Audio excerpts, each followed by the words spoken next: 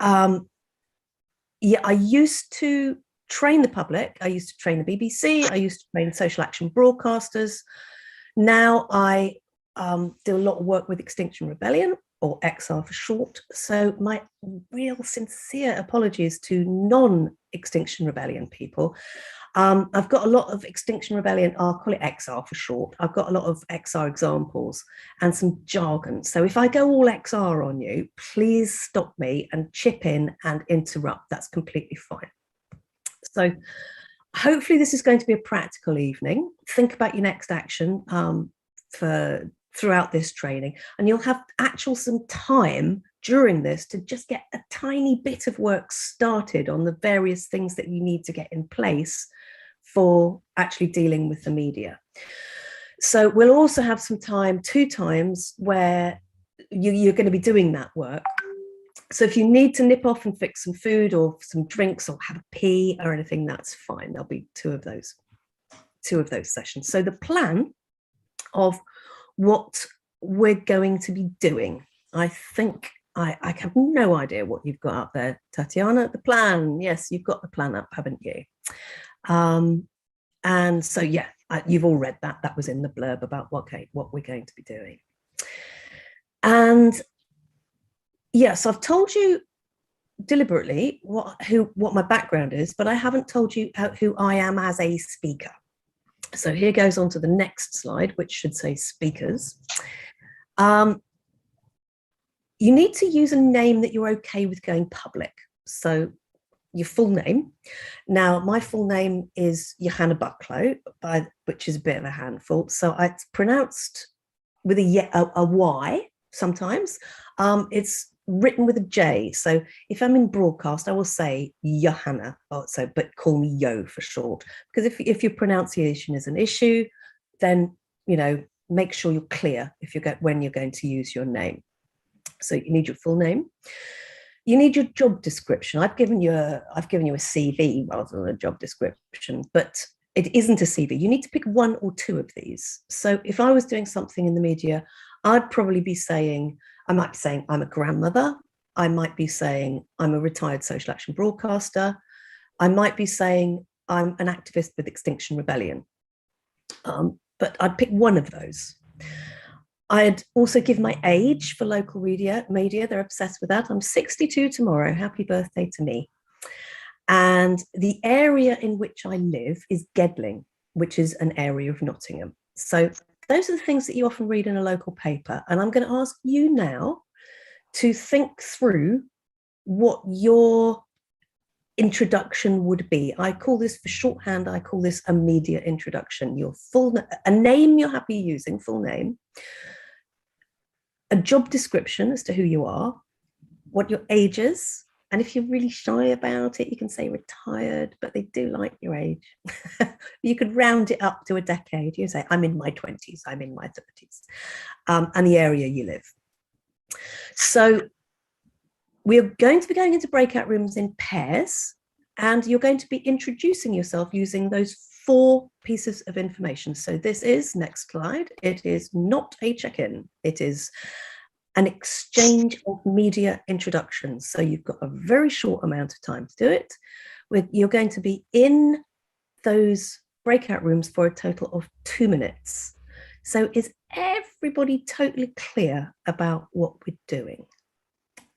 So you're going in a breakout room, you're going to go through your media description, and then you have a little bit of time to talk, and then you're going to get whisked back to the main room. Is everyone okay with that? Okay, right then. So if we could open the breakout rooms, that'd be brilliant. Okay, setting them up right now. Thank you very much.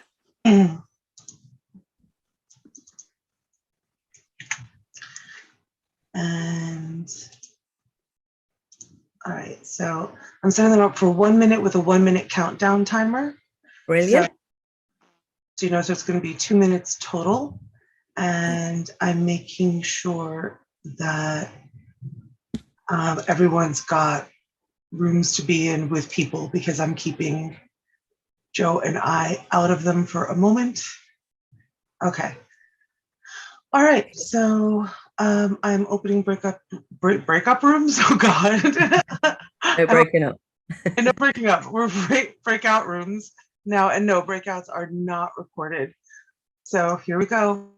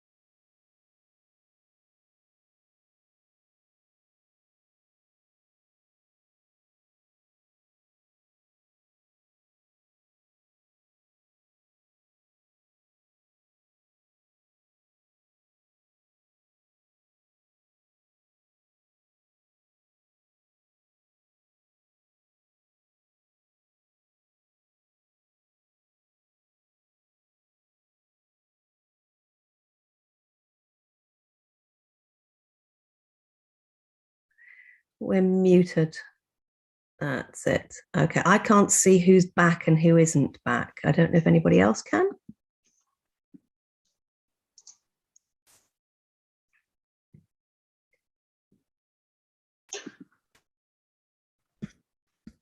Can anybody else? Are we the only ones in here, Tatiana?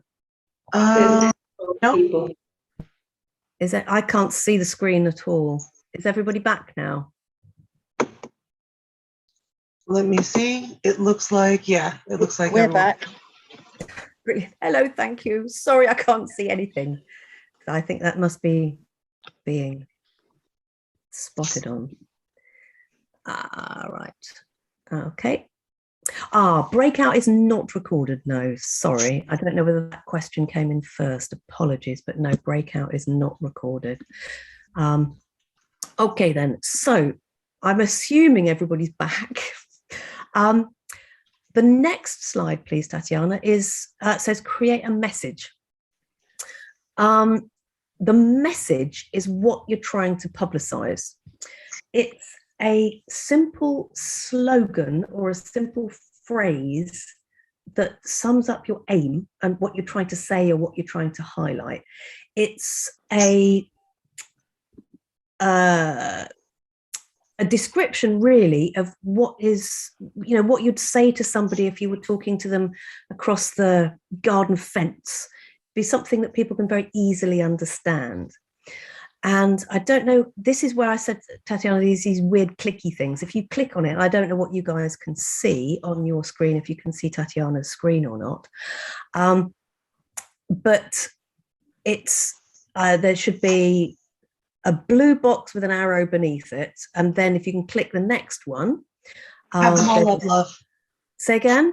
Have them all up. It must be new Brilliant. And local. Excellent. Okay, that's good. So you go for your message. It needs to be new. It needs to be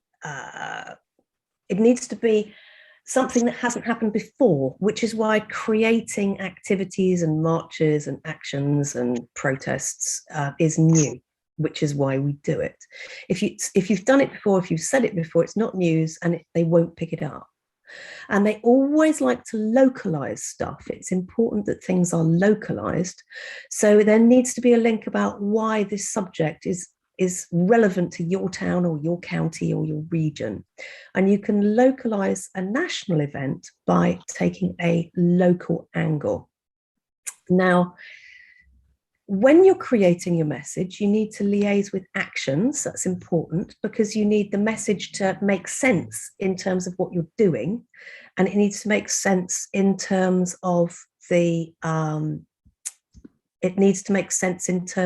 purpose of the action. And liaising with arts is really important because the visuals of the actions, the banners, the placards and everything else like that need to make sense as well. And the next slide, so message is key. Message is absolutely key. And it's actually very difficult to create. The next slide is about creating your message. So the bits in blue, the bit at the top left-hand side in blue is the message. And the message is the slogan over the garden wall to your neighbor or whatever it is. And when you're doing that, when you're creating that message, it needs to be understandable and you need to have facts to back it up. Now, the fact is not the message. The message has sources. It has citations or sources, and those facts back up the message. Now, I've stolen this message from the Extinction Rebellion messaging document from XR UK, except I changed the language and made it more over the garden wall friendly. And the facts that back up the message are the 5 largest oil and gas companies, blah, blah, blah. And there are sources. Now, I've suggested here a different source. You can see the influence map, which is very, good, respectable source. And also there's Unearthed Greenpeace. Now, local media we're particularly talking about sadly tends to be really very conservative. So rather than using Greenpeace, I would actually use the BBC. It's more mainstream and a more acceptable source, really. And in fact, you are going to need your message. You're going to need facts to back up your message. And you're going to need sources of those facts. And the more respectable, the better. So the next thing that we're going to do is we're going to make a media list. We're going to prepare a media list. You're going to have a little bit of time to do that. Excuse me. Just putting frozen peas over the router. There we go. We're going to prepare a media list, and you're going to have time to kind of have a quick rummage around this rather than actually trying to write yourself a nice media list, I think. So now if you could create yourself a Google spreadsheet or a Google document and you title it in a similar way to the media list that you'll see on the screens there, And I've got a series of suggestions of places that you can go to find out stuff about your local media. And that is, now give me 2 seconds. I've jumped back. I've got it. Okay, I've put in a newspaper one, and I'm going to put 2 radio ones in, and follow the links that I'm putting in the chat. And you might want to save the links that are going into the chat, but actually those will be available, thanks to Tatiana. They will be available in a document for you as well. And this will tell you documents you, media outlets you might not have actually come across.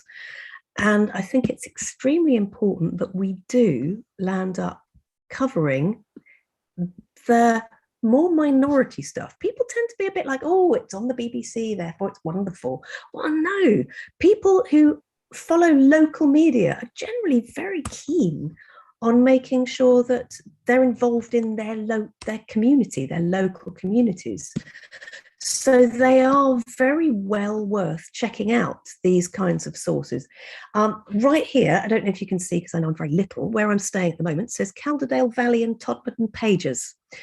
This comes through the letterbox. A lot of people think, well, it's got to be cat litter. It's primarily advertising, but they put in quite a lot of editorial. And if you phone them up, the chances are that they'll say to you, oh, great, you can buy an advert. And you go, no, thank you, don't want to buy an advert. And you say, and they say, well, we could do an advertorial, which means it'll look like it's an article, but actually, they want to charge for it. And if you say, no, not interested, but I'll send you an article, very often they'll print it because they're desperate to print local stuff. As long as you localize it. If you don't localize it, you have not a snowflake's hope. But if you localize it, you make it relevant to the Calder Valley, then you'll get it in. So hunt out the small. You'll be surprised how well read it is. Check out some of these links.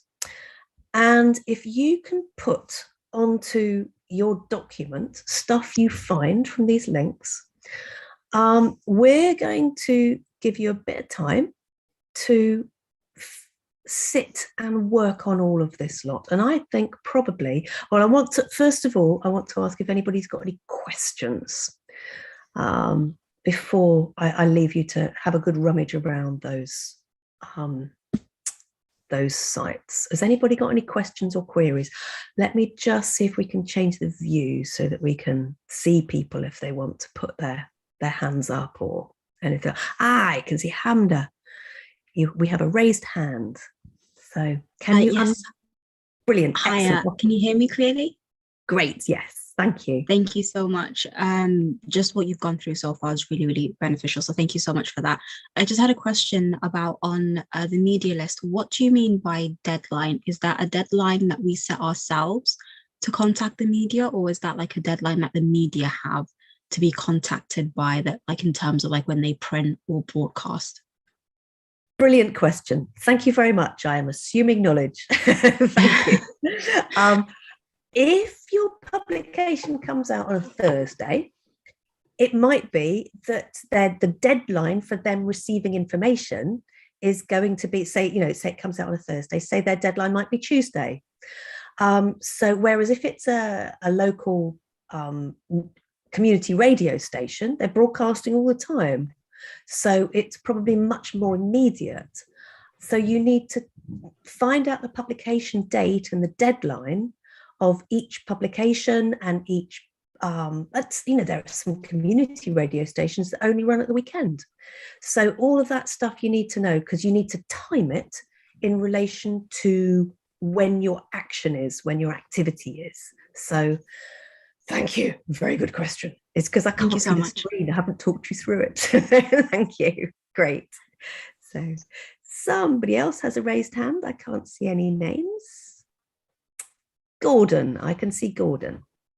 Yes, you're talking about going local. Is it worth using next door? Next door. What's next door, please?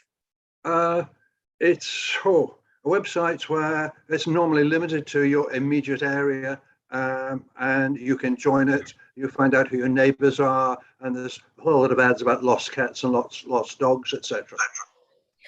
I think if people read it, it's worth going there. Absolutely, why not? Absolutely. Good idea. Thank you. I guess my background is print and broadcast, so I don't automatically think of that, but you're absolutely right. Yeah. Who else has got a question? I can't see. I think Hamda just still has a hand raised from before, so I don't think there's a question. But yeah, if Colin, go right ahead. You're on mute, love. Sorry, it was about the deadline. That's obviously a very good point. Do you know an easy way to find out the deadline of a paper? It's a heck of a faff, but you've got to ring them up and ask them.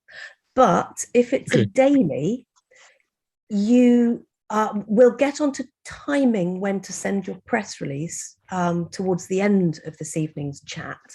But so it's a bit of a plod round to find out is the answer. But for dailies, there's usually, in fact, for all newsrooms, they're usually very busy from about 7 o'clock in the morning. That's when everything that is current, everything that is new and therefore news will arrive that morning.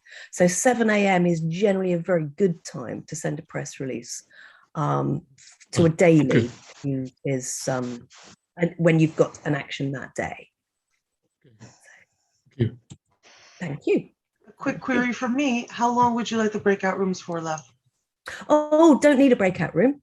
What we'll do is if everybody can ferret away and rummage through those web links and have a look, what I'll do is I'll just sit here calmly and make sure my router stays cool. And if anybody wants to ask questions, then just chip in because they'll be useful for everybody to hear.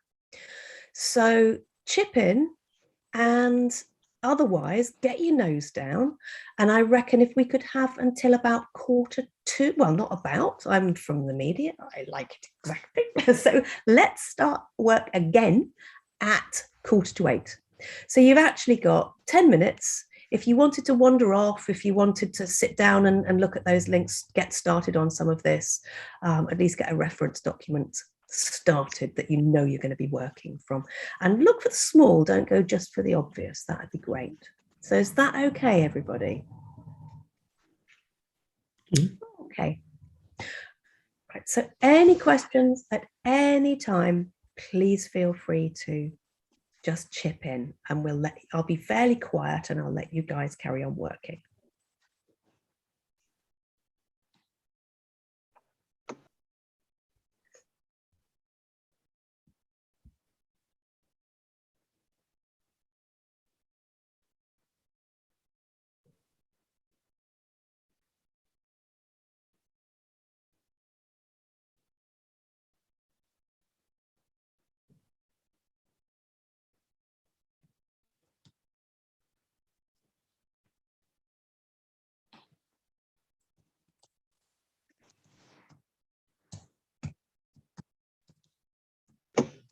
I'm just pausing it for the 10 minutes.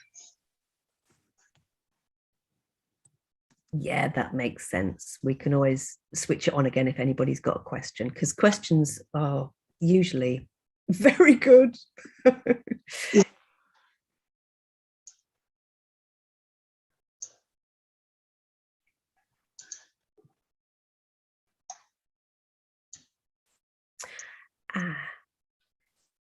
And somebody's just put in chat, what about 4chan Reddit Imager? Now, this is more about broadcast media. This is more about telly, radio, print. But I certainly think that if you are on any of those groups, I would say yes, use them. Absolutely. I think everywhere is worth spreading the message. There's an audience everywhere.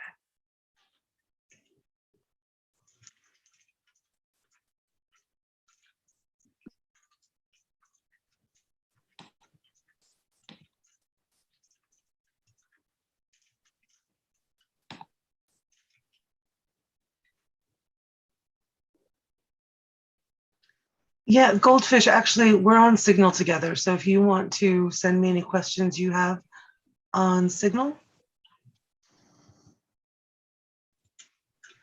I can message you just so you know who I am.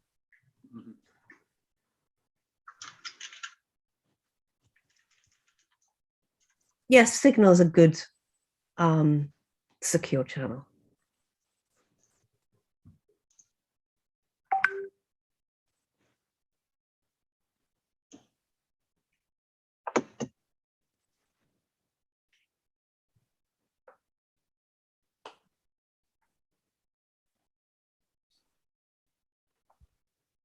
Could I ask a question? Of course, please do. Fire away. Is there any kind of real limit to how small? Because obviously at your very bottom level, you've got parish magazines and so on. Yep.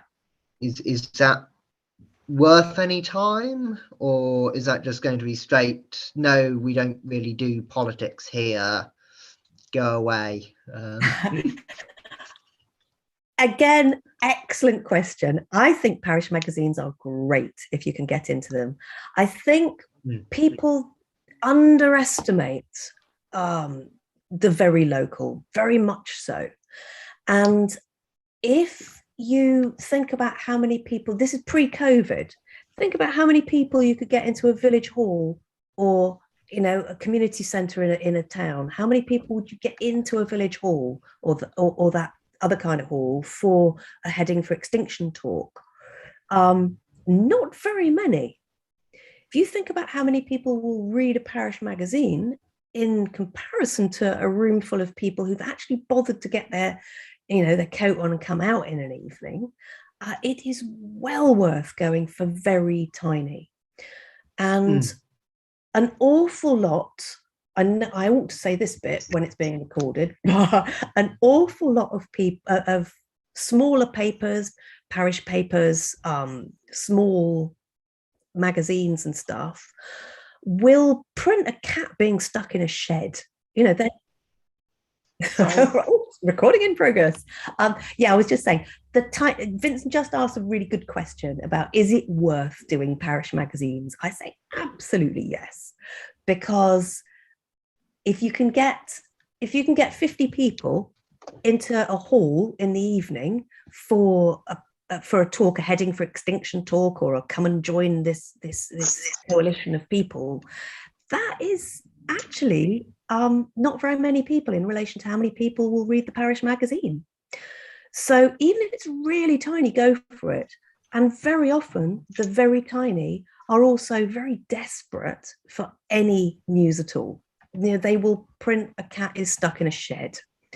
So go for it. They'll be really pleased to be invited to write something. The most important thing, however, is that you make it local. So the person who writes it has to write something quite personal. They live in that parish and they write about it from their point of view. So yeah, that's what I'd say. So any other questions? We've got about 4 minutes left for you to keep working on that. Shall I shush so that you guys can carry on working?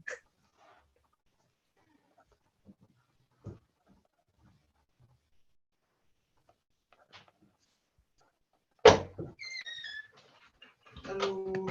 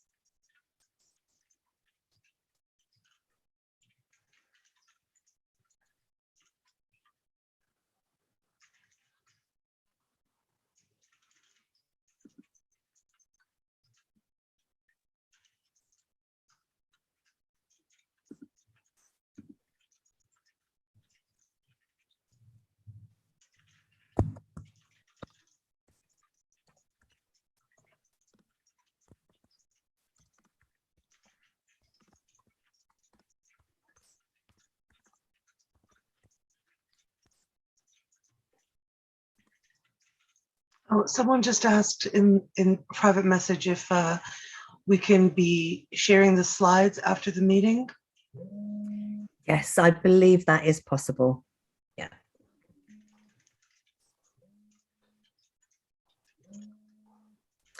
Okay, people, right, 10 seconds to back to work.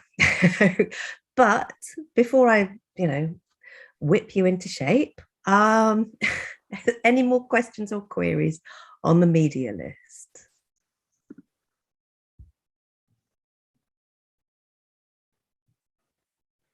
Okay, right then. So your media list needs to have, as I'm sure you've discovered from that tiny taste of working at it, it's quite a long job getting that together. It needs to be a working document. It needs to be something you add to and that you develop. And that what you'll do is leave space for development, and you might land up putting down names of journalists, interests of journalists, if you had a good experience with them or a bad experience with them or whatever. So work on that. Check out anything and everything that you can find that is nearby. Like I picked up this publication, check out everything you can find and add it to your list, working document. And it's by the end, if you know somebody who's good with spreadsheets or you're good with spreadsheets, you can organize so that you can copy and highlight all of the emails and send your press releases off to various email sections as you want. Really, really useful documents. Save you hours of work when you've got this done. So next, I'm talking about press releases, like what the heck's a press release? Okay. A press release means here's some information that is new and local and of interest to you that I'm sending to you, and I'm sending it to a whole lot of other bits of the media as well. It's the standard way that we communicate with broadcast media and print media. So a press release, the headline of a press release. Oh, and Tatiana is being beautifully psychic and has done exactly what I need without me telling her. Thank you. The headline is short and informative. It is the whole story all in one sentence. It's really important to get it right. It's not the headline that you see written in the newspaper. That's written by a different person to the person who writes the article, which is quite often why the two don't quite match up properly. But the headline that you write tells them what's going on really simply. And the headline is both the title of your email, and it's also at the heading at the top of the text which you're going to write, which goes into the body of the email. So, for example, road closure for climate demonstration on Saturday. So it's boring, but it tells them what they need to know. So you're not looking to write something that's a brilliant piece of journalism. You're looking at writing the shortest possible facts that will interest them. Now, the reason I mentioned road closures is quite deliberate. There are three things that local media adore. One of them is road closures and traffic holdups and blockages. The other two are wheelie bins and dog poo. Those are the three things that really get local media going. So one of the things that anybody who's involved in any demonstration, any pressure organization is very good at is road closures. So bear that in mind. So as I say, it needs to be simple. It needs to be organized. And I think that's probably fairly clear. So be simple with that. The next slide is about press releases. You might have heard of the 5WH. And sorry, Joe. Marvina just raised her hand. Oh, so sorry. I can't see anybody. Yeah, fire away. So thank you, Joe, for this amazing work you're doing. I was just going to ask for marginalised and ethnic minority groups. Obviously, if we said like we're going to do something, it's normally really passionate to our community. So how do we make our titles more exciting? because I don't think we would have anything to do with those exciting words that you said. And if we said road closure, because we're ethnic minorities, we know straight away police would just see that as, aha, that's where I can go and get all the migrants now. So like, how do we get our message across with to capture so like, let's say it's BLM now, and we wanted to really capture them to come to our protests, what would you advise us? Or it's to do with refugees or asylum seekers. What kind of touchy words should we be using to toggle the heartstrings? Those those specific important words are going to be but you say over the garden wall to your neighbour. Those are the things that you say to somebody in the shop when you meet them, and you say, I need to tell you what we're doing. We've got a meeting, Black Lives Matter, blah, blah, blah. So that's the message. So the message is the important bit as to what you're trying to mobilize people to do. The headline is aimed at the journalist, so it's different.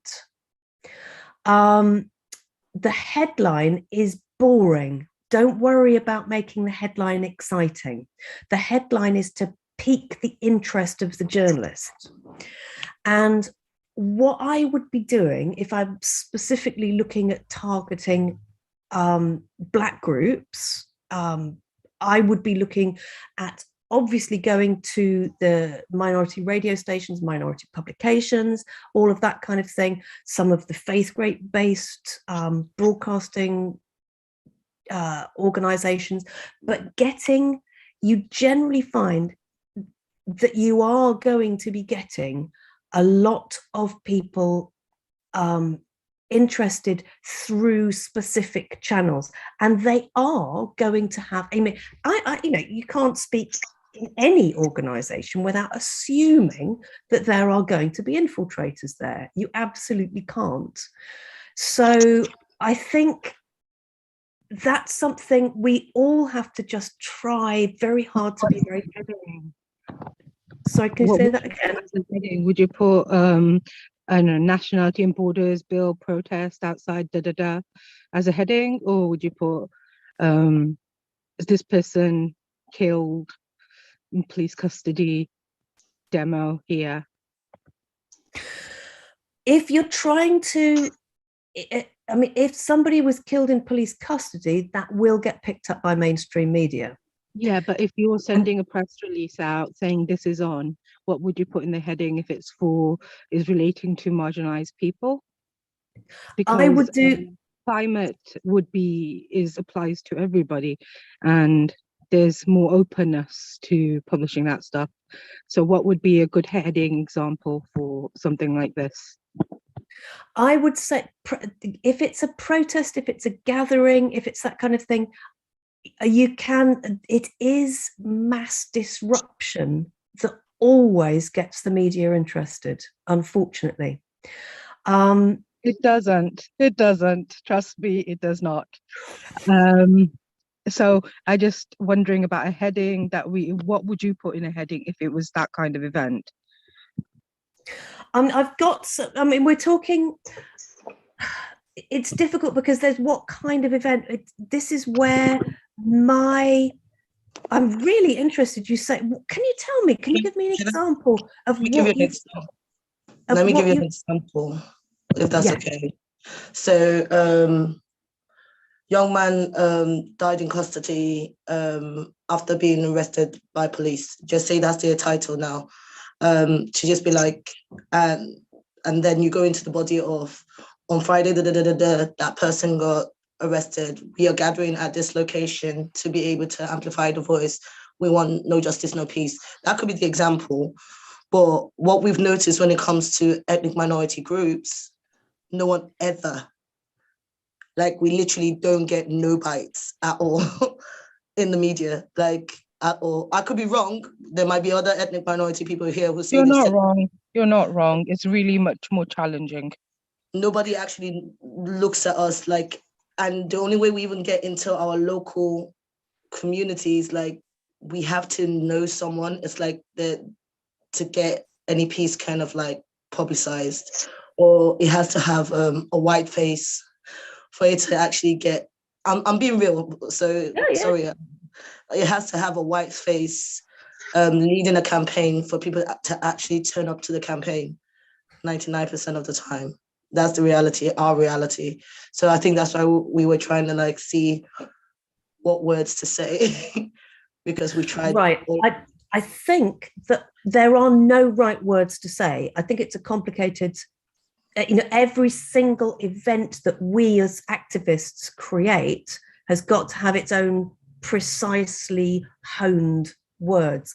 What I would love to do is to have a look at what you've done, and maybe, I'd be more than happy to talk to you outside the Zoom and actually really pick some stuff apart about exactly what's been happening, and because you're absolutely, every area is different. I'm talking very generally about local media, but local media varies from town to town. I mean, the local media in Liverpool is very different to the local media in Nottingham. So I would be more than happy to kind of be a consultant with you, if you like, and help you work out your next plan of action, because what we consider to be incredibly important, sometimes we can miss things because we don't hit the local angle. It's localizing things is so important for local news. And I have absolutely no doubt that there's going to be an element of racism that kicks in as well. Absolutely none. But I can't say without looking at exactly what's, some examples of what you have done. So please do get in touch. I'm sorry to give a really rubbish answer on a public. Something would saying, okay, custody death protest outside Marks and Spencer's town, would that be a reasonable heading for, with your press release? Because I know that I word them quite carefully. I word them, the way I word things is often reflective of what people in the press anyway do. So I don't think it's necessarily that, but is that a reasonable heading? I don't think that our headings are going to change it, to be honest, because a lot of people won't touch it with a barge pole when it's relating to the marginalized people community. You get the odd journalist who will, and sometimes they want someone to do a response, is to say an MP or whatever, and that changes the dynamic a bit. But normally you need a white face, or you need a important organization with relationships already. And we can't do road closures like the woman said.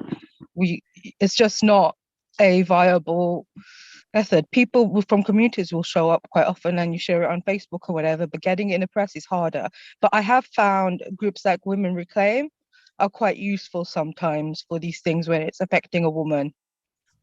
And there's something, so if you've got things have ended up in things like the Mirror from there.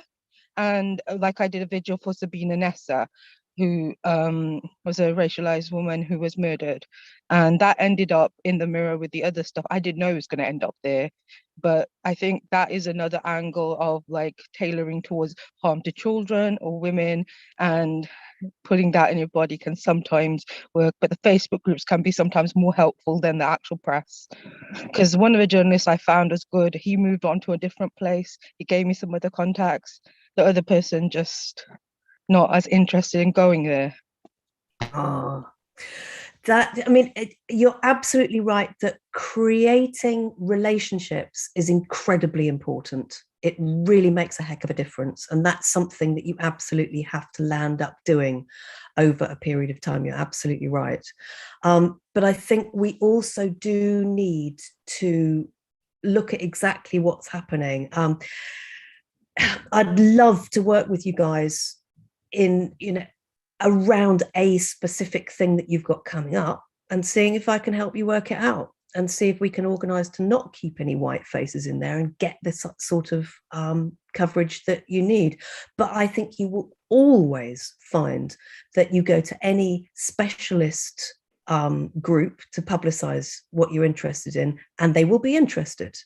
Whereas mainstream media, which is what we're talking about here primarily, is never going to be as interested. So if you go to a black radio station, you're going to get a lot more interest than if you go to the local BBC radio station. And Similarly, Extinction Rebellion is going to get a lot more interest if it publishes something in a gardening magazine than if it tries to get it in the Daily Mail. It's how it goes. But I would really like to work with you, is all I can say. I don't think there are any magic words to say. I think it's about always trying to localize, trying to get local experiences and trying to create relationships. Another thing, which this is more about focusing on getting them to be interested in what you're doing. Very often what will work is when they learn that you are a good speaker. This is another very, very useful way in, which doesn't relate to press releases, but if there's a national story that comes out and is discussed, a death in custody, for example, and you hear it on, say, a local radio station's news program, what you then do is you get onto a phone-in program that's as close to that news item as you can, and you phone up and you talk about it. Because the other thing that a lot of radio stations and newspapers are interested in, there is a lot of tokenism. Oh, let's get the Black perspective.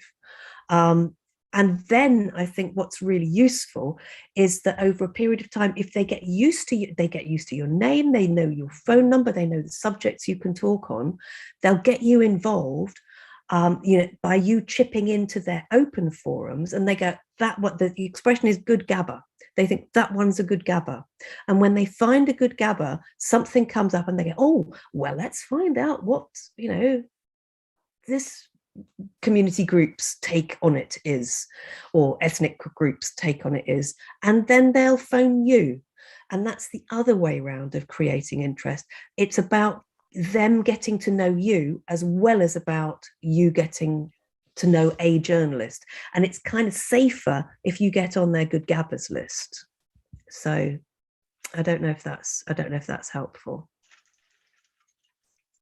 So Nina has a question. Fire away.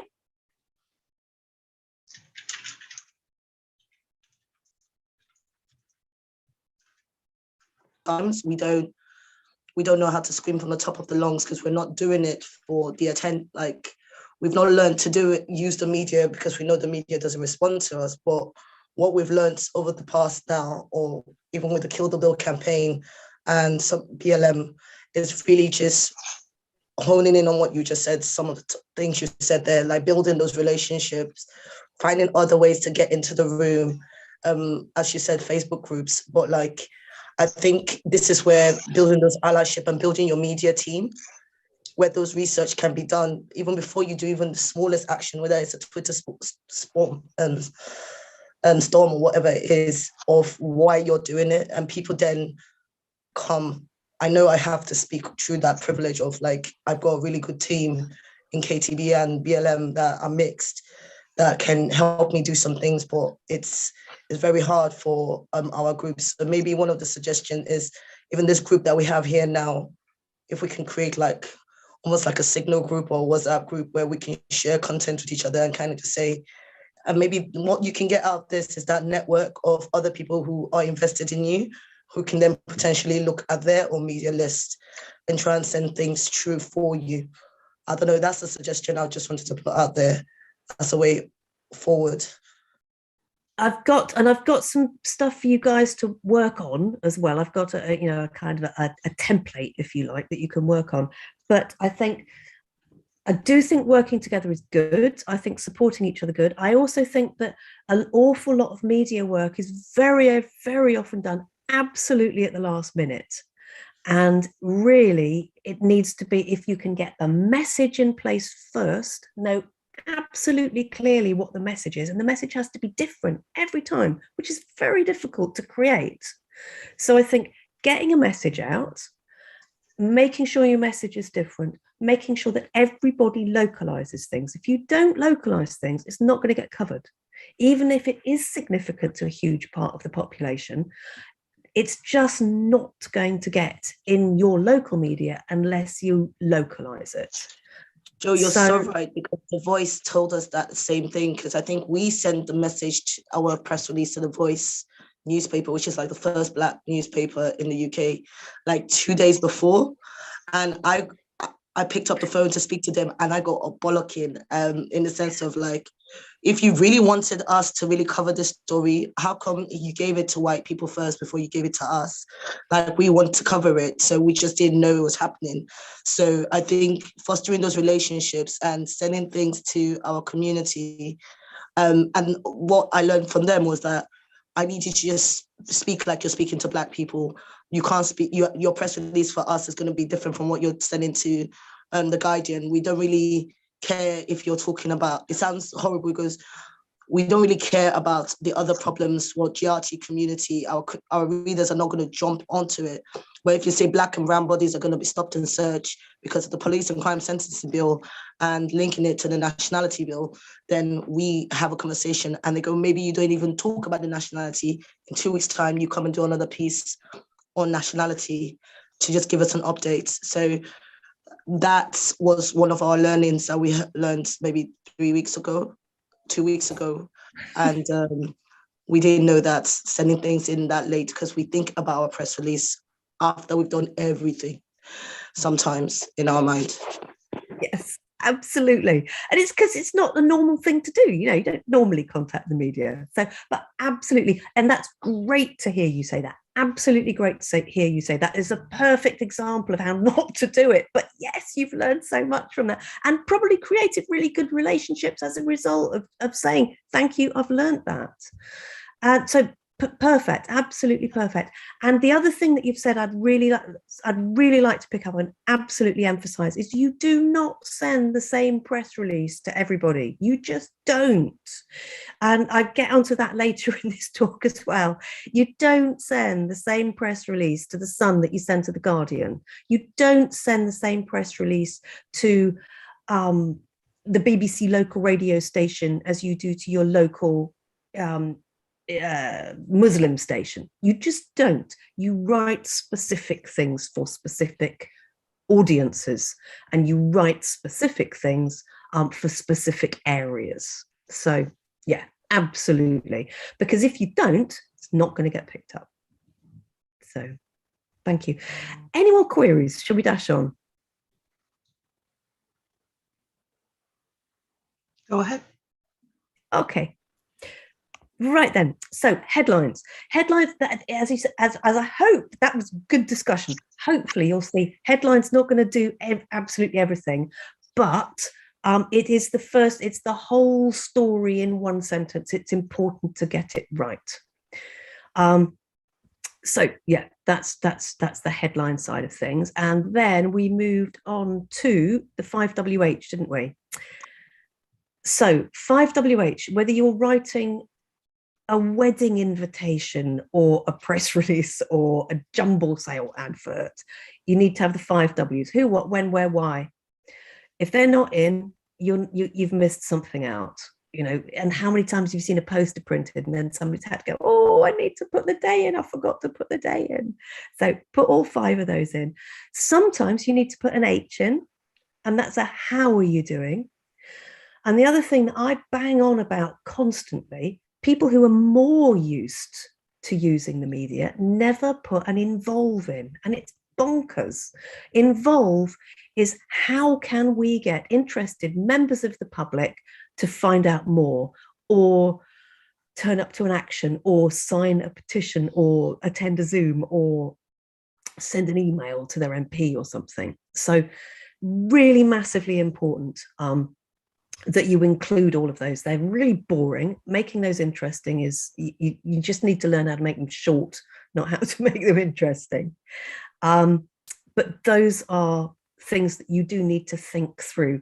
So if you can think in your head 5WHI, and everything that you write needs to have all of those in, and never forget the involve. It's all very well us filling up pages. Well, hopefully we can fill up pages of the stuff that we're doing if we don't actually involve them. We don't just want to produce copy for journalists. We want to actually bring about social change. That is our job. So, and tips for writing a press release. They're written in, they're quite formulaic. So the headline kind of has got to be the whole story, really, of the press release. You should be able to chop off everything underneath the headline and still understand pretty much what's going on. And at any point throughout the press release, you should be able to cut it off and you still understand the whole story. It's quite difficult writing like this, but each paragraph will give you more information in more detail. It's written in third person. You don't write we, you write Black Lives Matter. You write, whatever it is, whoever you are. And press releases are factual. They're not places for you to write your opinion. The only time that you see the opinion is in the quotes. They're not what you think. They are fact. And the only people who can feel and have opinions are people. Organizations can't have opinions, but people can. And so quotes, which we'll get onto a bit later, are where you put the opinions and the feelings and the passion and the anger and the motivation. That's where they live. And also quite difficult to do, the reading age of your press release needs to be reading age 8 to 9, which is challenging. And so often I see stuff that is written that is way too complicated. The Guardian, a good press release for the Guardian is actually reading age 13. So, and that's not because, nobody can read past reading age 13. It's about speed and, about their ease of them, the journalist comprehending it incredibly quickly without having to stumble over sentences. So that's a few basic how you do your press release. So how a press release functions is the inverted reversed triangle, which is the next slide.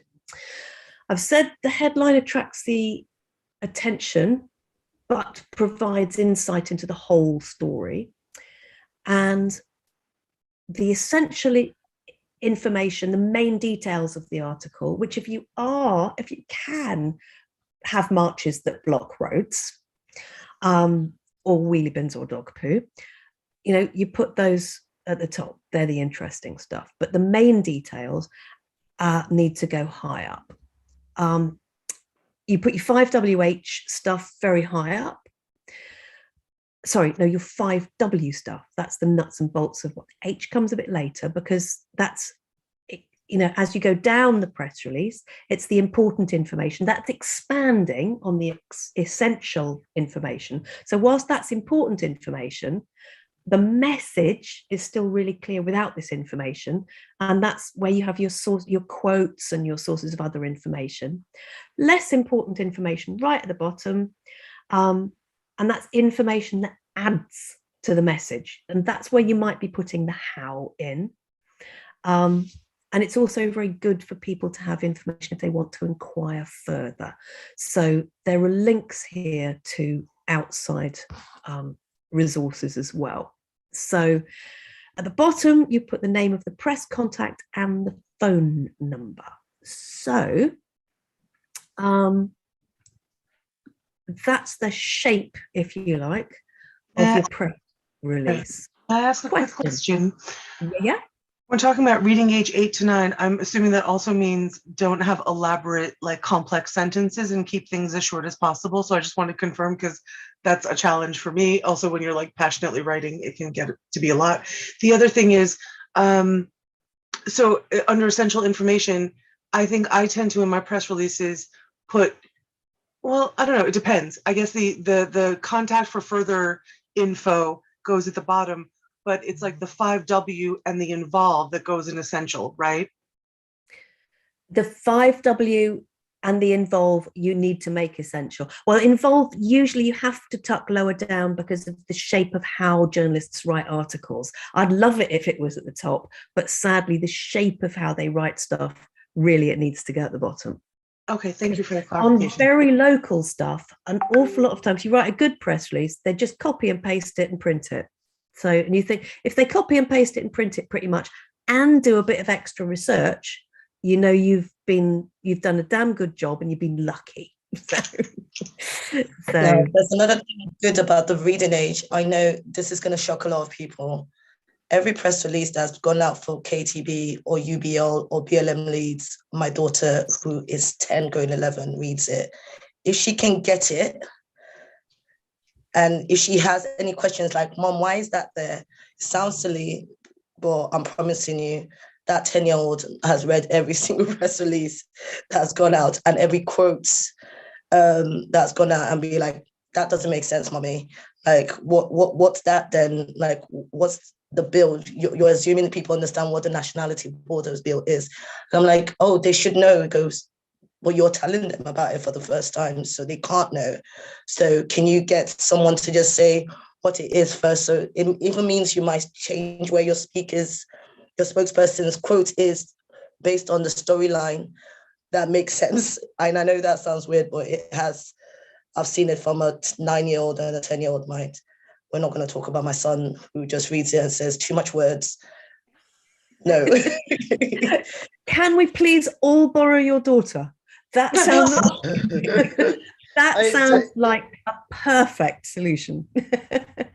Also, Colin bit hasn't like- signed up. Oh, sorry. Go ahead, It's a bit- Martin. Sorry.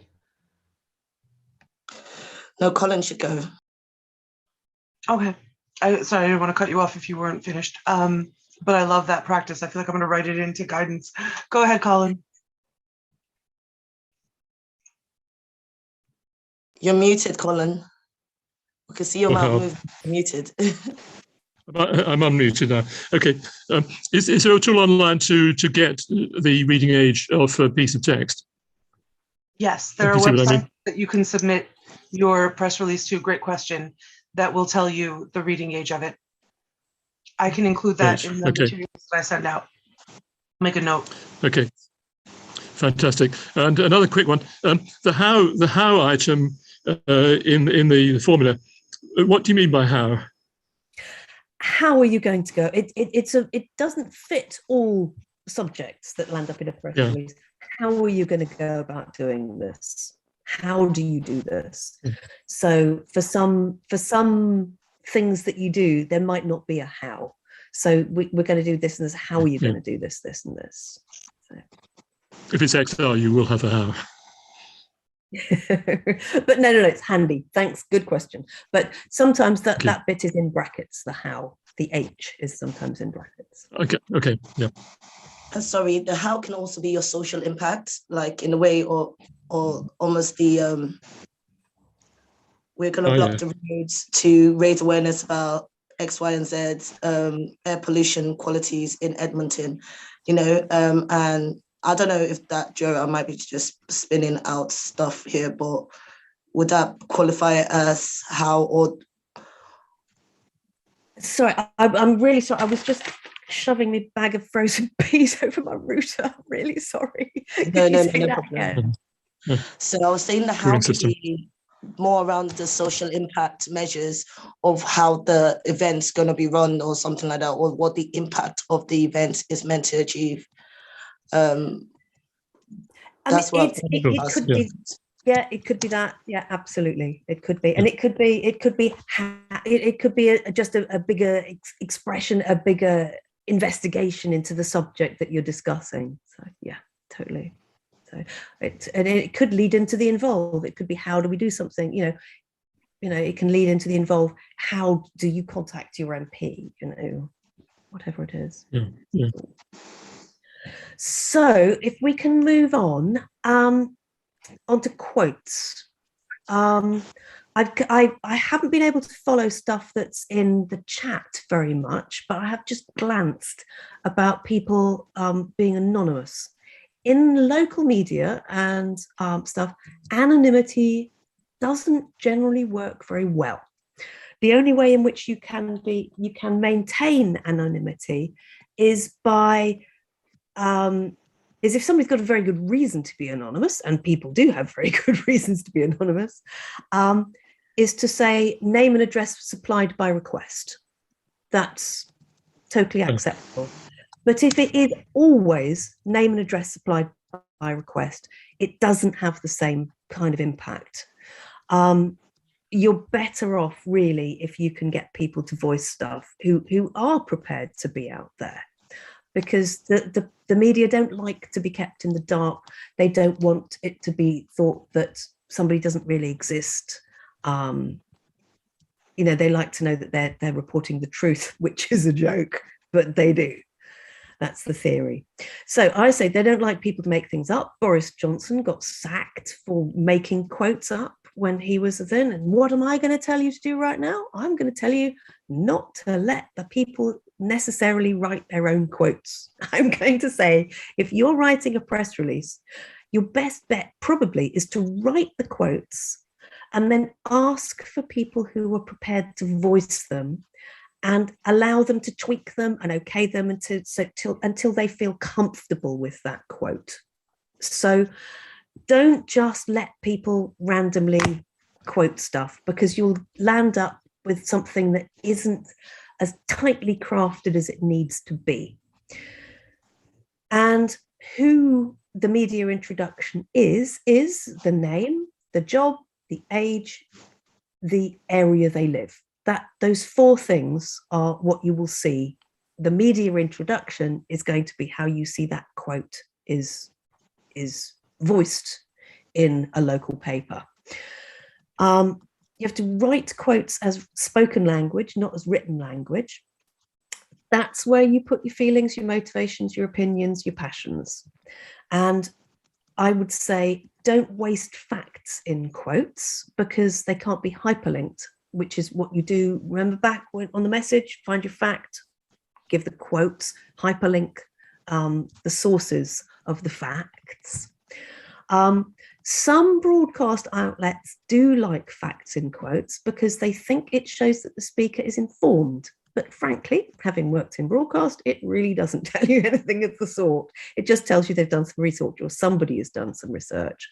And actually being a good speaker is much more important to a broadcast outlet. And what makes a good speaker is somebody who's good at doing feelings. So we'll move on to the next page, which is, where are we? Oh, it's an example of a quote. So this is a very long, rambly quote here. And I've deliberately done that because if you get a publication who you do land up having a good relationship with, you can give them a big, long, rambly quote and they'll print it. If it's somebody you know you work harder with, you give them a shorter quote. So I've deliberately here tried to pick out the yellow bit for the longer quote, add that bit in for the publication that's on side. The shorter quote is the more essential stuff. We need to think as well, who is the person doing the talking? And deliberately here, I've chosen a doctor, I've chosen a woman, and I've chosen the name Kulvinder. Well, the person, Kulvinder, sorry, the person. Because this way, you're saying a lot about who is part of your organisation. So, you know, pick your quotes carefully. There's another quote here, does the same thing, somebody who's older, a short version, a long version. And getting the passion in there is what we need to do. So what I'm not going to do now, I was going to, but we've had some very useful discussion. I'm going to let you have a quick look at this lot rather than actually starting it, because particularly you guys from Black Lives Matter, Kill the Bill, I would like perhaps to do some work with you rather than just rambling at you, because I think that would probably be more useful.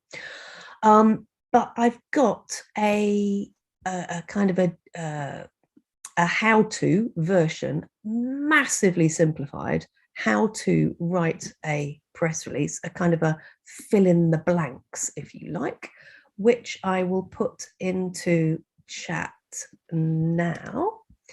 And that is, hang on, that needs to go here. Sorry, I am the world's slowest at this.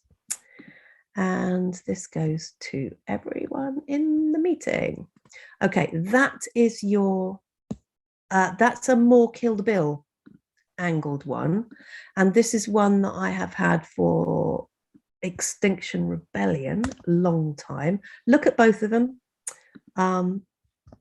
And they're both kind of, they're very, very similar. They're just fill in the blanks, these. But for this, if you wanted to have to copy these links, put them on a Google document or something, and have a quick look through all of that lot.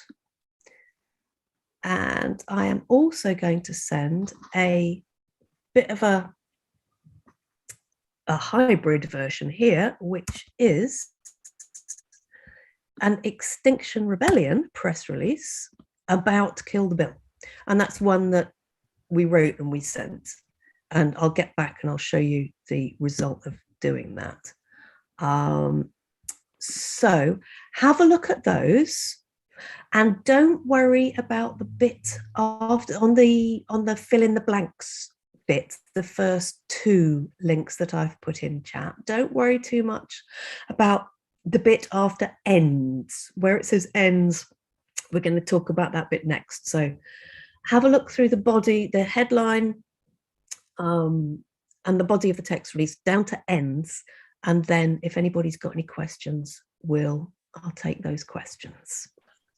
Just wanted to say it's always great to have your spokespeople ready, the ones that would be the face of the campaign and are going to say things. So the bigger, sometimes it sounds really cheeky, the bigger the quote the person is, sometimes it matters, sometimes it doesn't, but making it really personal.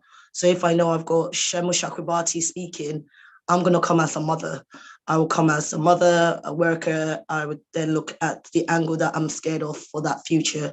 So and you'd be surprised, sometimes my quotes are cut down and made to fit into a way that is more palatable various times. So do not get offended about don't get too precious about your words. Just think about the fact you want it to be read and comprehended by the people and used to effect change. So it's not about you. And sometimes you might not even be the spokesperson. So you might need to get somebody else, and it's okay for you to check that ego in that corner and then say, I'm going to get someone else's face that would be who has the 10,000 hours of expertise in that role to really echo the movement for me. I just wanted to say that. So just think about that in how you write. So the coalition idea of saying that I'm working with various people and all of them are agreeing what I'm saying here, and they're going to be taking action with me, sometimes sounds better than we from the community feel this. It sounds horrible to say that, but when you then say someone from, imagine you're talking about Black Lives Matter, but then you're showing that the Jewish community have decided to give a quote to say they really do not, they want to end racism and they stand in solidarity with Black people. Sometimes that quote would actually be picked up quicker than if it was me talking, sometimes, most times, just saying. No, excellent points. Thank you very much. Yeah.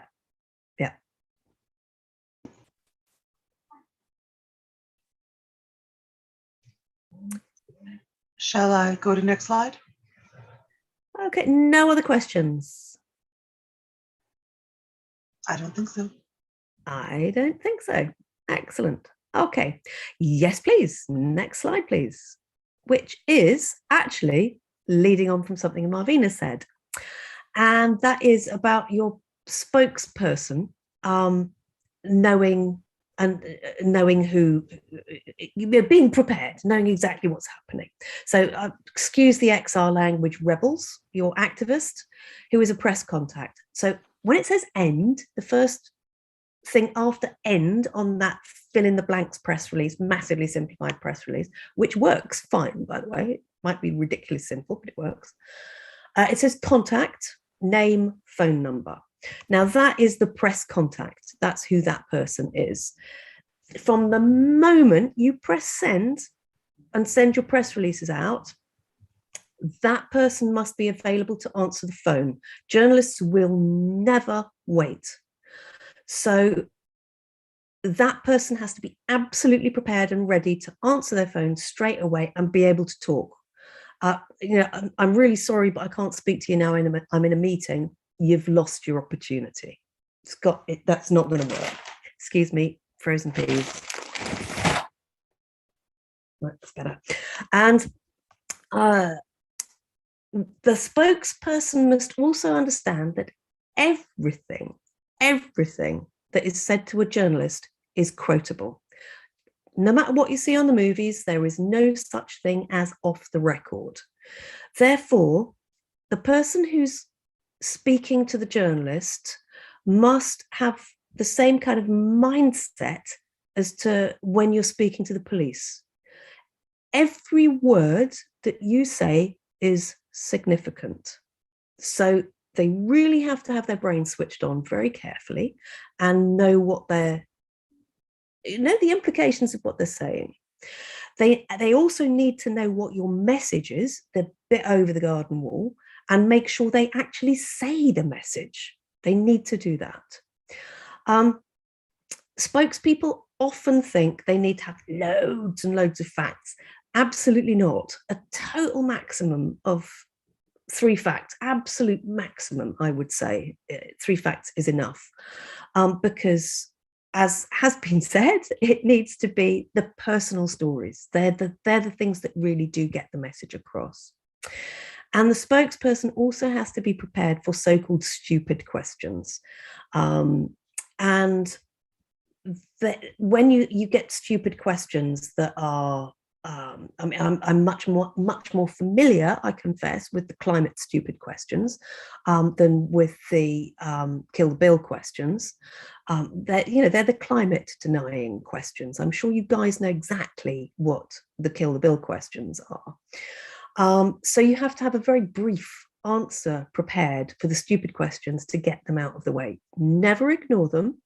Always answer them as briefly as you humanly can, and then take control and go on to say what you want to say, regardless of the questions that you're being asked. So never ignore, but always try and take control of the direction of the interview. Tell stories, put people in your stories, human interest. Stories are good. Try very hard not to use jargon. Marvina has her hand up. Sorry, I know I'm just coming here giving examples again. The stupid questions are, I'm just going to address 2 things. So I use the tactic of saying, off the record, yeah, because I know 99% of the time when I say that, my quotes will end up in the newspaper, because literally it works. So I'll be like, actually, so a stupid question came around, well, we realized that the Kill the Bill campaign has not worked with the Stop the Freedom, they actually said the anti-vaxxers, and why have you not given platform to the anti-vaxxers? And I go, as you know, with this campaign, off the record, it doesn't matter who you are. I would love to work with everybody who humanly possible that is going to be affected by this bill. But at the same time, you can't be calling people anti-vaxxers. Is that the name that they've chosen to use? And if they're fighting for their human rights, it's very important for us to look at making sure we defend the right to protest. The left needs to work together. You can use it, but only if you're strong enough to know that you don't get in your feelings and you know that it's a game and you're playing it with them, and you don't get offended. Some people might even say, what about white on white, black on black crime? I go, according to what stats? I go, based on that, let's now talk about white on white crime that goes with our publications in this country. At this moment, we're focused on the fact that black men are more likely to be stopped and searched. You go back to your facts. You don't let yourself be caught off guard saying, you're racist, you're this, how dare you say this? Because in a way, the person already clocks that you're not in that space with them. And you'd be like, well, I don't know about that stuff, but I can tell you from what I know is that from my community and from the records, Black people are 9 times likely to be stopped and searched. And if now this amendment goes through, that means without suspicion, already they're getting stopped without suspicion because they fit the description. But now without suspicion means everybody is fair game. So who do you think will be more targeted if you're saying preventing crime? You'll be surprised what they will come to you with. None of them are your friends. Sometimes you might then always treat it that these guys are not my friends. What I say will be twisted. So make sure you say you have the same kind of line, irregardless of who's speaking to you. It becomes a rehearsed word of you keep that message clear. So if A speaks to me, I'm saying the same thing to A as I'm saying to B, but you know how to handle it that way. But that's the only thing I wanted to kind of just add there to help anyone. That is brilliant. Thank you. It's absolutely brilliant. Yeah, and you have your answers absolutely to pat. You have your answers prepared. You know where you're going, and I love your playing the game. This is absolutely playing a game, totally. And the idea of don't quote me because you know it'll end up being quoted. There you go. What a game you're playing. This is great to hear. So congratulations. Akoyemi also has their hand up, and then me just with something really quick. Go ahead, Akoyemi. I'll unmute you. Yeah, I just wanted to say that it's a great presentation, and my word of advice would be to make sure that you knock every door. And also, as an activist myself, who's gone through the process and also gone through that process of making a press release, I think it's the fact that you make sure you knock every door, and also don't really be know your narrative. And also the important thing is making sure that you be your 100% yourself within it all. Don't feel that anything's kind of out of your remit, in the fact that what your narrative and your passion of what that cause is will basically show the true story for what it is, and that is the most important thing of it all. And I just think that this presentation with the mind maps is really helpful for the neurodiverse community, and I just wanted to say it's a great presentation, and I just wanted to add in my words of advice for other people who are doing press release. Thank you. Thank you. Thank you. I think, Tatiana, would it be okay for us to potentially look at making some of these slides into infographics that can go on KTB for those who might have not been in the space today, to just be able to have like foolproof tips if they wanted to? Yeah, Joe was willing to share the slideshow, so I'm sure you're fine with that, right, Joe? Awesome. Yeah, happy to do that. And I just want to come in and say that, as Marvina spoke to, like, if I took spokes training with Joe, which is where we met and became friends, and she had discussed the name of the tactic that Marvina was talking about is bridging.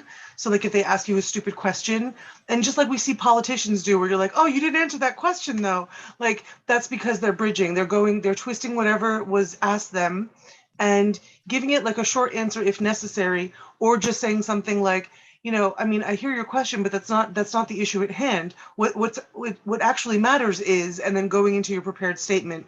Or, I mean, maybe that's not the way to say it. I'm sure Joe has a better way, but it depends. Like sometimes you want to respond to it, and then other times, I think that you can just be really agile and always circle back to your own statement.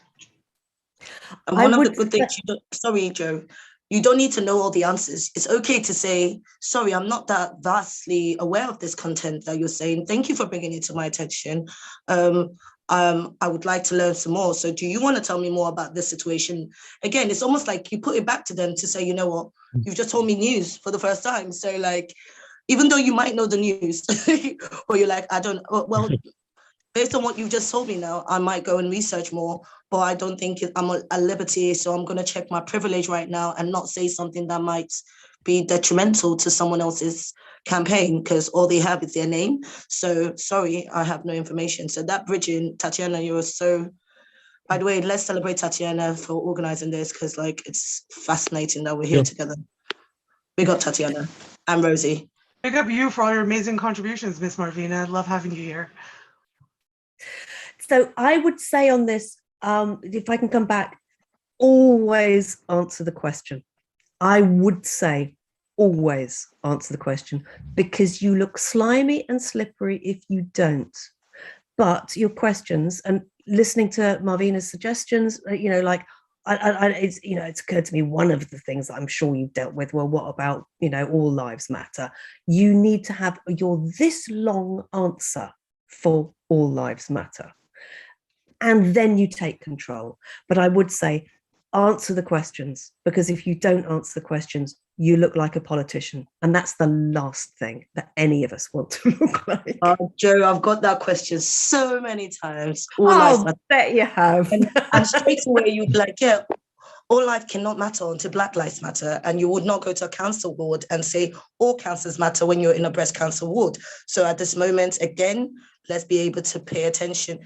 And it always works because that gets quoted more than you can imagine. As soon as I said all lives cannot matter until Black Lives Matter, it gets quoted 90, because that's what I want them to put out there. So that means they're still going to ask that kind of silly question, but to them, it's not silly. That's another thing. For what you might think is silly to us, to them, they honestly do not have any gauge in their mind. They feel like it's a valid question. So it's almost that kind of mutual respect of, if you knew better, you would do better. So you don't. So let me school you in a short way and then move really quickly. But actually, what they're doing is, it's not they are asking that because they believe it to be a valid question. More often than not, they're asking the stupid questions because they believe their audience want to think it's a valid question.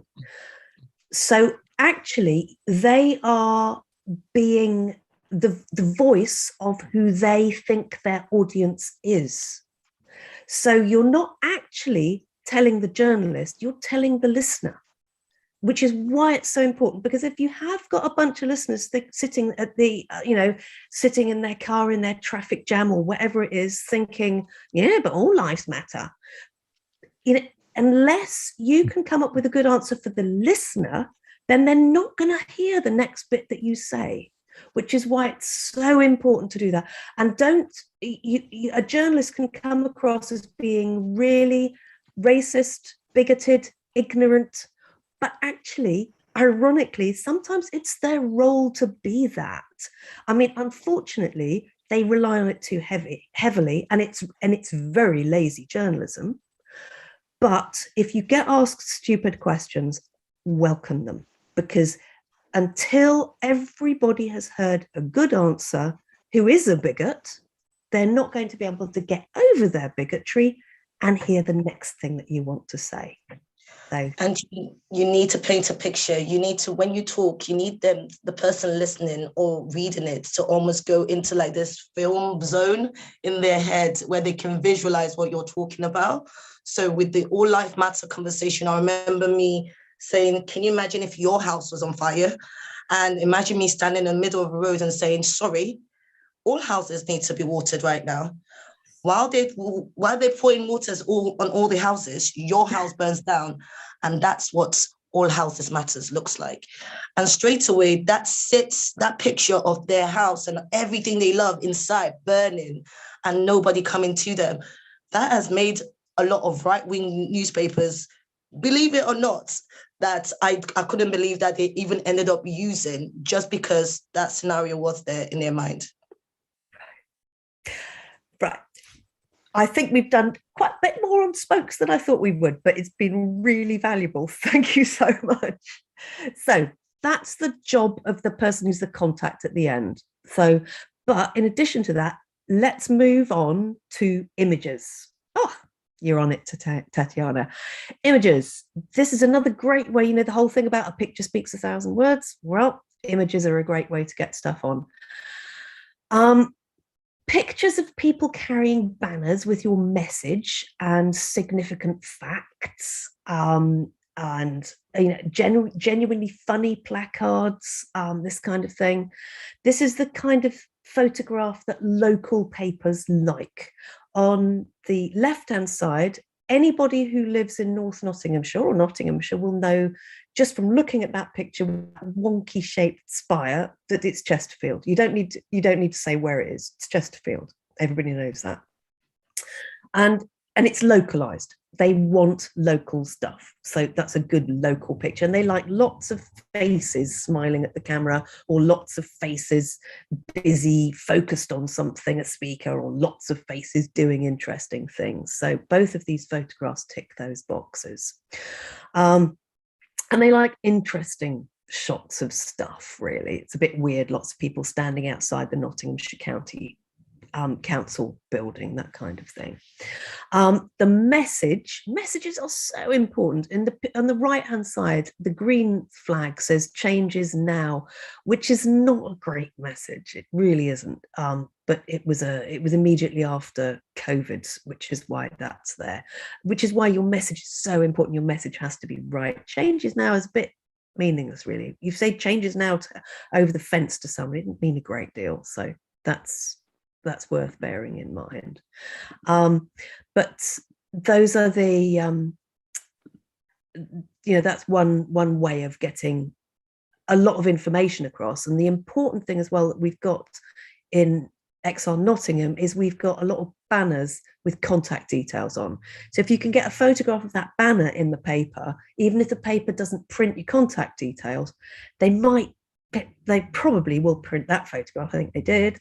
And so you can get your contact details across on a banner. So it's worth thinking, how am I going to get my visuals there? The next images slides shows photos of the people who were in the middle of the three people who were walking. The one in the middle has a significant fact placard. And she is quoted in the press release that went out with that particular action. If you're going to take photographs of people, general public, you can get the backs of their heads unless it's very obviously a crowd shot. Crowd shots, you can get away with faces, that's not a problem. But if it's specifically a picture of that person, either it needs the back of the head if you don't have permission, or it needs to be an activist who is prepared to be named. The press love photographs of children, but you have to have permission from the parents if you want to send a photograph of a child to the press. And you also have to put permission to publish, because you can't go around photographing kids without permission. I'll show you how you send your photographs in a bit, but you title the photographs with the names of the people in them. You don't call it JPEG X132759. It's called Katie, who gave a quote. Katie, but I think Katie Butterfly Facts, I think it was, or something like that. I can't remember. You credit the photographer. You keep photographs, or you write no credit necessary. You keep photographs that are good off social media until your local media has had a chance to use them. If they don't use them within that day, you print them. But they like to have first bite of the cherry. And send your photographs to a drive. Send them to a Google Drive, which means that you have less stuff that you land up cluttering up your press release with. And to give you an idea of how that particular those photographs went with this press release, I've put a link in the chat, and that will show you how we landed up actually sending those images to the press. Timing, really important. A press release is not a diary item. You don't send it a week before the action unless you're going to land up speaking to a publication who are likely to want to engage with you properly. So sadly, you found with the Voice, they said, why are you telling us now? They would have researched it, put some more stuff in. If it's going to a specialist radio station, again, you might want to give that to them in advance. But it's not a diary item, it's a news release. So for the mainstream media, it gets sent out according to when it's appropriate to send it out. So we call stuff spicy if it's not going to, if the police are going to want to know about it. So, oh, hang on, I've just been told that URL didn't go to everybody. Here we go, let's try again. That is the link to the Dropbox with all the photographs in it. Right, hopefully you've got it. There. It's on the images, but obviously you can't access it off the image, but you can access it out of, yes, it's through, that's good. Okay. So if it's spicy, which means if it's not legal, you don't want it to get out before you've actually had a chance to make the action happen. So it depends on what your action is as to when you send stuff out. If something is not illegal, then it's probably the day before or a bit of time before the deadline if you're talking to a weekly, because they work a lot slower and they have far fewer journalists actually working on the paper. If it's breaking news, local media love breaking news. It means it's happening right now. And so if you're doing a march through town, they love breaking news because they can put updates on their website, and it's like, oh, the march has now turned into Mansfield Road and Mansfield Road is blocked, and oh, the march has now turned into this and now this road is blocked. So you can send stuff from your phone to update them permanently during something. That's called breaking news. They love that. So you can send a press release, then send breaking news. A retrospective is often very good if you had a good action, especially if you've got some good photographs, a good event, but the press didn't pick it up, then send it to them anyway. Just go through your press release, put it into past tense and send it with a whole lot of photographs. And often things will get picked up after the event, which is better than not at all. And if it's spicy, if it's going to be something illegal, you need to do a mixture of, hang on, hot internet. Ooh, very hot internet. I was to say, yeah, switch out your P's. Amazing, and now your internet's fine on my end. Good. Yeah, it's surrounded in frozen peas now. Yeah, so if it's spicy, you need to make sure that you've set up and things are happening, that people are in the positions they need to be in and everything's okay and the police haven't stopped you and it's all actually happening now. So then you send it as breaking news, or maybe you send it as retrospective as well as that. So there's your timing strategy. And after print or broadcast, it's this document refers to rebels, apologies for that, but activists, any activist. If you can follow up articles, makes a heck of a difference. If stuff's printed or broadcast, it might well be on the social media of a radio station, on the Twitter, or on the Facebook page or whatever. Get any activist to share that article from the media's page. That's really important. Don't send it in a chat, an activist chat, then everybody shares it from the chat. Get everybody to share it to their family from the page of the publication, because that means there's been a lot of interaction on that page and they'll be more interested in covering it. So that's a really important job for activists to do after a broadcast or a print success. Never read the comments unless you've got a lot of time and a lot of people to deal with them and a team to respond. It can be a great way to engage, but it can also be very tough, and it can also be profoundly demoralizing.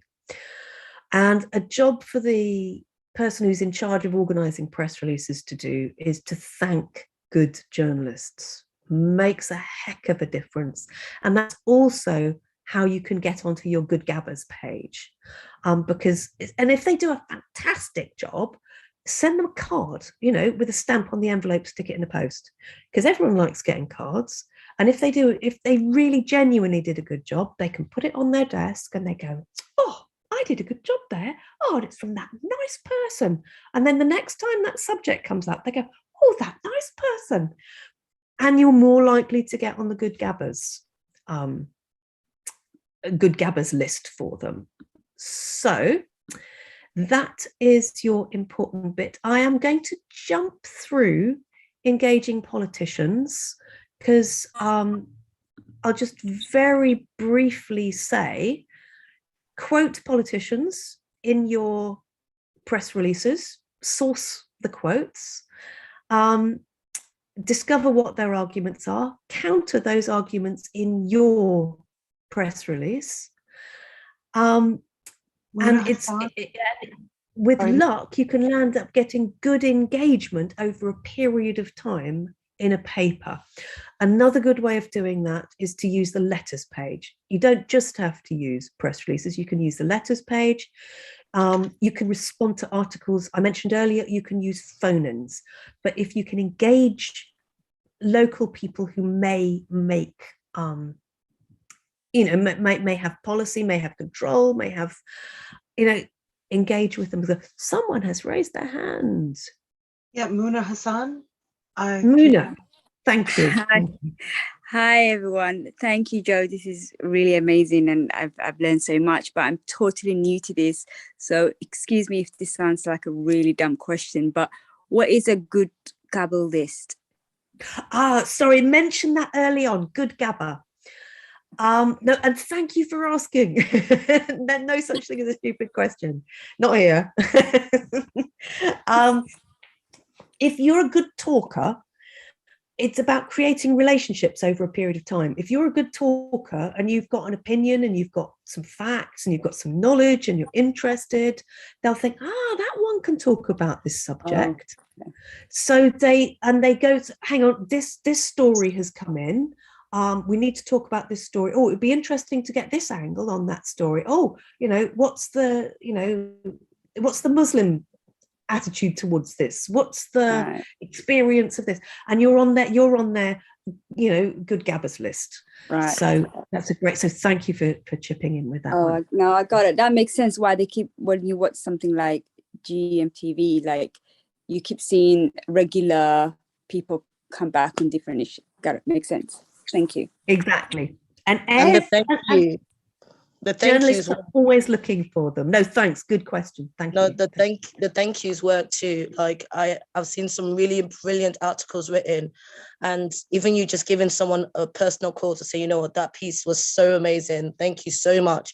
You'll be surprised how for them it's like they don't hear thank you. They hear people cussing them out all the time. So like, just say thank you if it's a good piece. Even if you don't like it, sometimes you can just say, well, thank you for actually publicizing that information for me.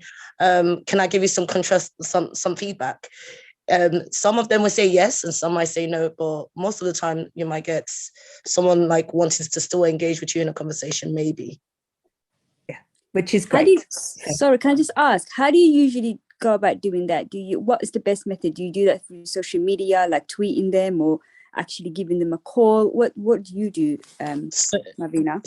So when we had the amendment, I noticed that my picture then got used so many times. So exactly what Joe said, I literally reposted from Instagram pages that they had already posted, linking them and saying thanks, like with the voice. I remember me saying, first shared it on my story and just saying, oh my gosh, I've always looked up to the Voice newspaper to like learn about my community. I can't believe I'm now the news on there.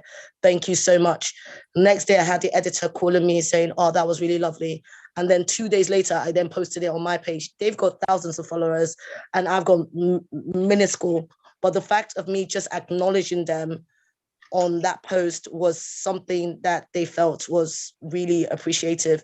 If you've got their direct contact numbers of the person that interviewed you, is sometimes I do this. I don't know other people if they do, but I find some time to just call people if I can and just say, well, really appreciate you coming to take a picture or like record us on the day.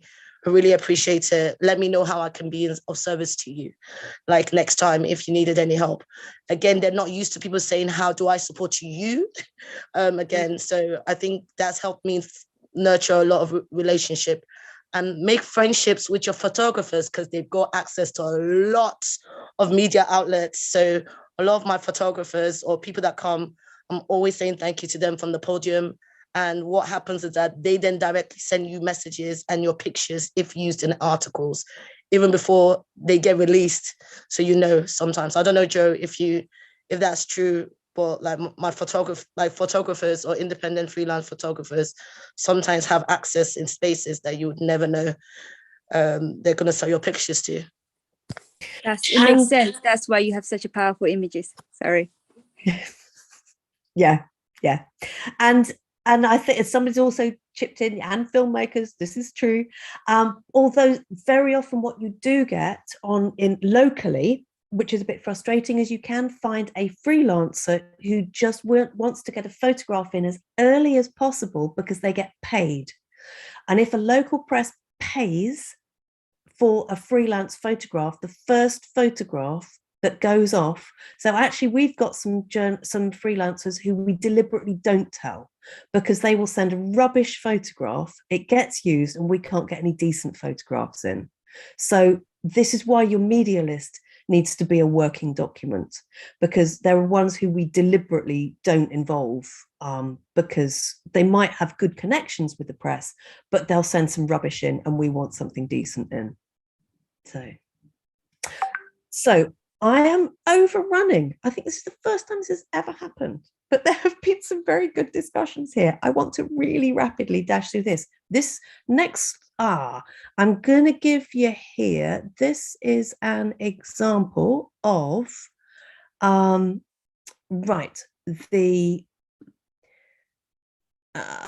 don't know what the heck it's an example of. Oh, I do, yes. The press release that I gave you earlier, this is an example of a very, very local publication and what happens using a very local publication. We sent out the press release, which you've got earlier in the chat. This link takes you to a ridiculously local site, and you can see how the fact that there are 2 people there quoted who are very local for that area is significant. And this next picture, which is engaging politicians and going local, you'll see that picture. Again, this is why having a really carefully crafted picture is so important. You'll see that there are 4 people holding 4 signs. Those signs have been very carefully designed. This picture we used for the mainstream media in the city of Nottingham, which covers 3 MPs around the outside and 3 MPs in the middle.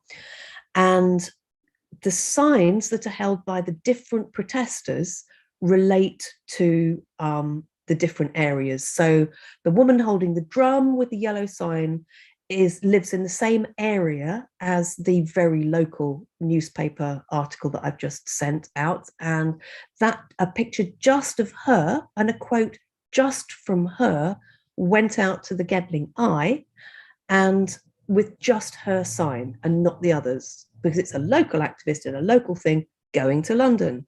And we also had somebody doing, someone can't see the link. Let me send it again. I don't know if that's sent it again. I don't think it has sent it again. Let's try again. There we go. Right.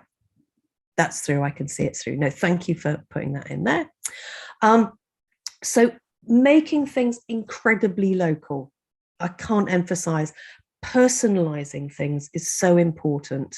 And so each press release is personalized for each area, and never send the same press release out to very, very local stuff if you're aiming for very, very local coverage. Really rapidly, things that pop up quite often, questions that pop up quite often are embargoes. Should I use them? I would say only if absolutely strictly necessary, and only use them if you absolutely trust your journalist. I don't necessarily trust journalists. Probably most of us don't.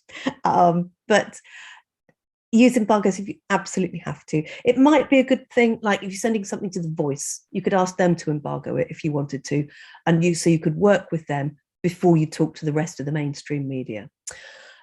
As well as letters and phone-ins, there's also a statement to the press. A statement to the press. What do embargoes mean? Oh, thank you. Good question. Thank you. I know what they mean, but a lot of people here aren't. Yes. Yes, you're right. It means, please, I'm telling you, but please don't print this or tell anybody right now.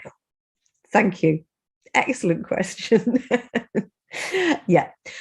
Statement to the press is much easier to write than a press release. You don't have to craft it as carefully. It's giving them some stuff that they can use, and you can write it as an organization. An organization is writing a statement, and you can put some stuff in there, some facts, some, and it's very useful if you think they're going to cover this anyway, and they might want to put something from us in there as well. Swearing, that's another thing I'm asked about quite often. And that is, I would say, for local press, don't. I know a lot of Extinction Rebellion stuff that comes out is very into swearing, but the local press is generally really quite conservative, and they don't like it. So don't waste a word that is not going to get used. Put in another word that will be used. So it's 6 minutes late. This is the first time it's ever happened to me. So has anybody got any other questions before we call it a night? And I say thank you for your patience, and I'm so sorry we've overrun. So, but any other questions? Just that you're amazing and really appreciate you. And you only ran late because of probably me asking and talking a lot. So thank you, Joe. Thank you, Tatiana, and thanks to everybody. Thank you, Joe. Really good value. Really Thank you. I'm delighted. I'm available whenever I can be. I'm more than happy if I can help out if people have got specific questions and queries. And I'd be very interested in helping you work out why the hell the mainstream press is ignoring a lot of stuff. That is something I would love to get my teeth into. So please coordinate. Joe, we're going to tackle you down and use you so much. So don't open that door. But I was going to say, how can we get a hold of your contacts? Just to ask, I've just got one or two questions to ask you personally. Is that all right? Yeah, of course it is. Probably. I'll tell you what we'll do. I know Tatiana's going to send some stuff out. We can put my chat on it. Unfortunately, the NHS is going to get hold of me shortly and do vile things to me. So if I'm not today, it's fine. I didn't mean now. No, before Wednesday would be great. Okay. That'd be great. But also I shall be lying around groaning for quite some time, and it'd be great to do something useful that I enjoy. So please get in touch with me, and I'll do everything I can to help. Personal questions, we'll get that information out to you as fast as possible, and yeah, ask me questions, and if there's a bit of a delay on the reply, you'll know why, but I'll try and get on to you as fast as possible. If we create a signal group, then Joe, you're just a superstar, and I'm looking at you and just thinking brilliant that you're offering all this support for us. But it might be really great for us to, if everybody's okay with a thumbs up icon, who's happy to be in a signal group where we can try and support each other and create our own media in the process and learn from each other. So even though Joe might be resting, someone in the group might be able to help you while in that time. Okay, we're loving all the thumbs up. You guys are amazing. I'm just looking for people to support me, really. Sorry. That's the honest truth. Same. No, this is all new to me. So thank you so much, guys. And all the questions and all the inputs that everybody else gave really helped. So I'm grateful. Thank you for this space. Lovely group to work with. Great. I love all the stuff coming. Brilliant. So that's great. And I've got one plea from all of you. The only way that I can make these kinds of things better is by getting good feedback. And Tatiana has put in the chat, please share your feedback on this training at. I know from experience, if you do it now, you'll do it. And that if you think you'll do it tomorrow, you won't. So I'd be really grateful if I can be cheeky and ask you to go to that link and just let us know what was useful. And then, because I'm going to try and turn this talk into something for Rebellion Academy as well. And if I can tweak it and change it, brilliant. And also the feedback, talking to you people via the Signal group, finding out what's really been going on. I can maybe tailor something better as well that is specifically good for groups that are very marginalized. I've been really, really into doing that. While everyone's doing that, Gordon actually has his hand up. So Gordon, would you like to ask your question? Actually, I'm using the question just to say thank you very much indeed. And Marvina, your inclusion has made it just so much better. Thank you very much for both of you. Possibly one of the best training things I've ever been in. Oh. Cheers. Oh, Brilliant. Thank you. And thank you, Marvina. And thank you, all of you, actually. Very good group to work with. Thank you. Thank you. Yeah, I just want to say from the bottom of Much my heart, appreciated. thank you, Joe, because as she said, the NHS will be getting a hold of her next week. And like, I have been trying just to, engage in friend chat with her and not like, can you do stuff chat? And I feel so grateful that in the midst of everything that you've come and done this training for us. It's incredibly invaluable because the next steps to the policing bill and killing all the other bills that we're after will involve outreach to local press, right? Because a lot of it is MP focused and not just Lords focused. So it can only be their constituents writing letters. And it means we need to educate those constituencies, which might not already be on side with these kinds of engagements. So like, I can't tell you how much you're supporting the movement and how grateful I am as a friend. And thank you, Joe. Thank you also everyone for being here. And Joe, you can't believe the way Tatiana talks about you. She's like your biggest hype woman in this world. Really, I can't tell you. I literally had to just come into this space, no matter what I was doing, just so I can show solidarity and support to your wonderful soul. So at least it's still recording. My dyslexic self can't give a feedback that nice. But Colin's got their hand up. Thank you. Just a very quick one. There's a kind of a chain of regional community citizen newspapers, which has got links to our pro-European outfit, but they're much more broadly cross-campaign based, the Bylines Network. And they have a tremendous appetite for content of the kind that we produce here. I don't know if they're habitually on the received list, but I can share the email addresses offline if that would be useful. Okay. Please do that. Thank you. That'd be great if you could put them, because they might not be in all those other things. That'd be great if Tatiana can add those to the document that's going out to you. Brilliant. Thank you, Colin. Thank you. Thanks. No problem. Tatiana, have you got the Signal group ready for people to join if they wanted to? For like, I don't have it ready just because I've been like managing sort of this, but I can try to get it up. I was just asking people to also email me, but I can set one up now with like you, me, and Joe, and then share a link potentially while people are filling out the form. Please do fill out your feedback because we want Joe to see all the lovely things you have to say. I promise you I've got feet of clay as well. You know? Love you, Joe. What does that mean, feet of clay? Tell the American, sorry. I'm not completely made of gold. Oh. Shall I use that next time when I want to sound fancy? Sorry. Right, so I've got the, it's called KTV Collab Media Chat, and I'm going to be sending the link into the chat right now. Tatiana, you're just a star. Ask and you shall receive, my goddess friend. I'll be honest to you, it's a blessing to work with teams like this. Likewise, it's an honor and pleasure to work with you. Excuse right. me, I don't know you guys, but this is a very Extinction Rebellion, yeah, expression. So absolutely, it's been lovely to work. Thank you. All right. Well, So, did you say you Okay. did you send the? Oh, you sent it.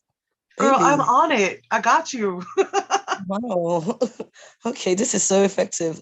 Okay, so hopefully most of you join into that group. At least then you get contacts, direct access. See, all the people that didn't come to the training don't get direct access to all of us.